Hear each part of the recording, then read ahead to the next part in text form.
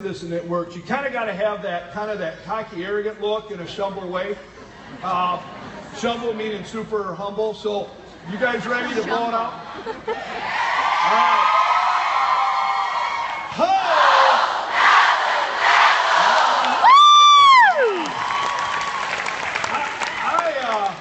We're going to bring it this rest of this year. I mean, 2015 is going to change lives. And I'm hoping it's every one of you. Every one of you. You know, Cindy and I were talking. We walked out here before anybody was in here. And we were looking at every chair and going, these chairs are going to be filled with a person that has their own story. Their own story, their own dreams, their own hopes, their own desires. And you got to see a few of them up here on stage. I love the ambassadors. We had half of them today, half tomorrow. But they came up here, and every one of them had sat up there at some point and said, I'm going to ambassador. Anybody feeling that today? All right, so we buy an island. Okay, so who does that? All right, so we do. You know, and all I could think about was, I can't wait to take our team to the island. And of course, being a coach, I was thinking this. I was thinking, all right, we'll run a promotion, see who wants to go to the island. But then I started thinking, what would be really cool? It'll be whoever's the first ones there, have some fun with it. But then it's going to be letting some leaders earn that right that they can take their team to the island. You guys think you can come up with a promotion to maybe take 8 or 10 of your best producers, best friends? But you know what? The story doesn't really start with that island. I'm going to take, I hate this, but I'm going to take you back to our beginning, my beginning. Some of you know our story.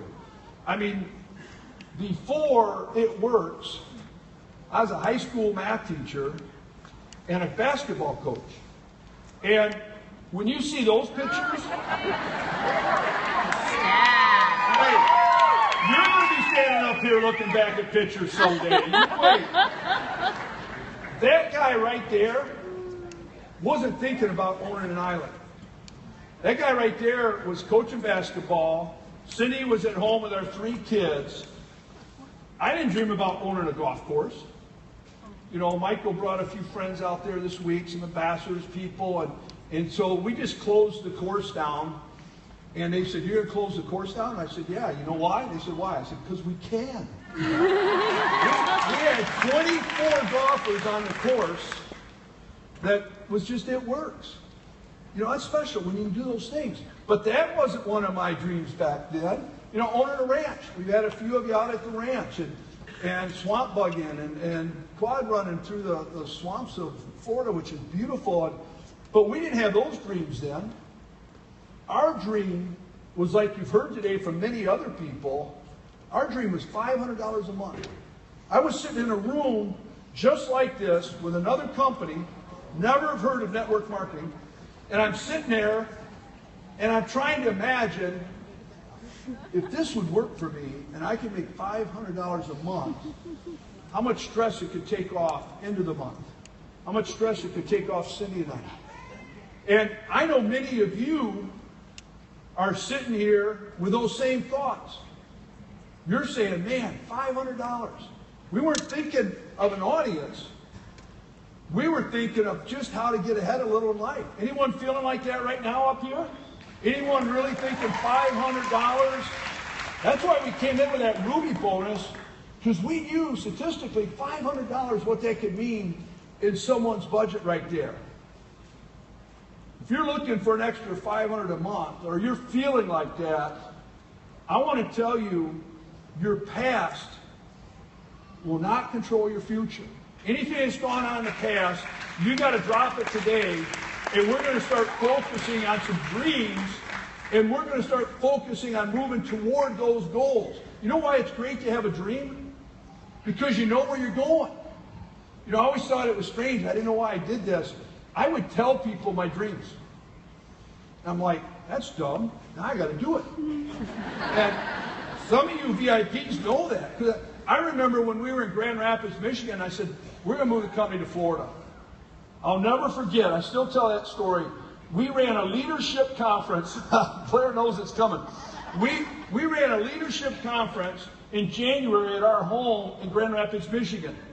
Blair looked at me like I was crazy and he was moving to Alaska. He never left my living room. He put on some slippers from my closet and was afraid to go out. And I said, wow, people don't like to come here in the winter. And so it started forming that dream of what if we moved the company to a destination place that people wanted to come to. And we picked this area. And I remember people saying to me, wow, if you really move that company to Florida, if you really buy a golf course, I'll drive the bus down there. I'll tell everybody to get on. Those people didn't come. Mm-hmm. You know what? We had a dream, and they were like, oh yeah, but when the rubber met the road, they didn't come. Mm-hmm. Now, who did come was 25 of our management team, people that work for us.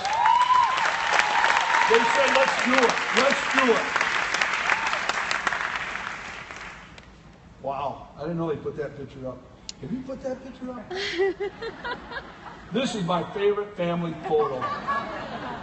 Cammie, Kyler, Kinsey. Where's Kinsey? She got her tongue out. Isn't she cute? She got her tongue out there.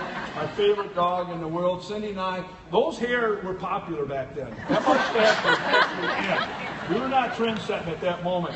But even then, we were setting that dream. You know, when I sat in the room here, and Cindy told the ambassadors that were speaking today this, they said, every one of you, there'll be someone sitting up there that relates to you. We sat in that room thinking, could we make $500? And there was a couple came across stage, and he was a basketball coach. And man, I zoned out everything else and was focusing right on that guy.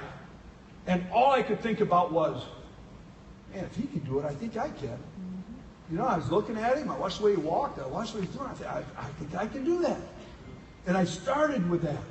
How many in here have done their dream board already? Who's done their... Okay. Thank you, because to me, that's so important. That's part of our DNA. It was so important that when we designed our new office building, I had a whole wall made to just be a dream board. And if you've been in my office, you've seen that. And I keep things on it that I want to do. I keep things on it that were important parts of us getting here. I would not ask you to do something that I don't do, that our whole team doesn't do. That island was on the dream board for a while 3 years ago. And, you know, twice I thought, it's not going to happen. It's not going to happen.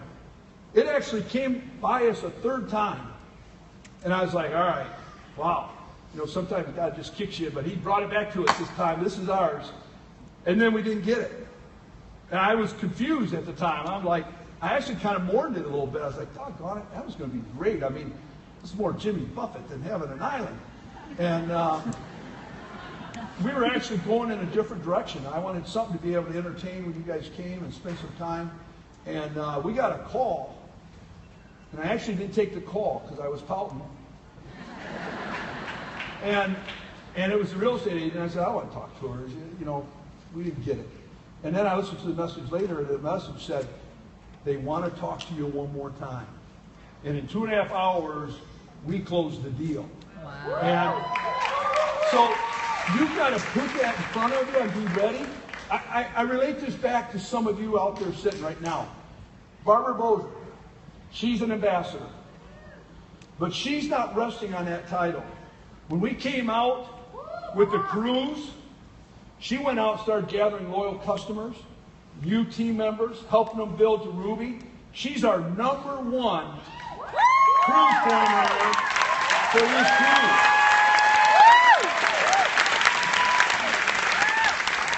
That's leading by example. Courtney's a double diamond. Courtney's not in the VIP section. She didn't say, I'm not a VIP, no way I could be. She's #2 in the cruise coordinators right now. Any executives in the room? Any executives out here? How about this one? Deanna. Where's Deanna? Deanna is also an executive. And she's in the top 30 of the Cruise Point. She's focused. She's committed. She says, I'm changing my life. You know, they dreamed this. They didn't just get up and say, oh, how do I get here? They dreamed it. They put it on their dream board. I bet you they're already thinking about their cabin and who they're taking with them. They're saying to their spouses, you better behave because I can take someone else. But they've got a whole cabin. They're thinking about it and ready to take it to another level. They see themselves in there. My goal when I first started in this industry was $500. $500 for my family.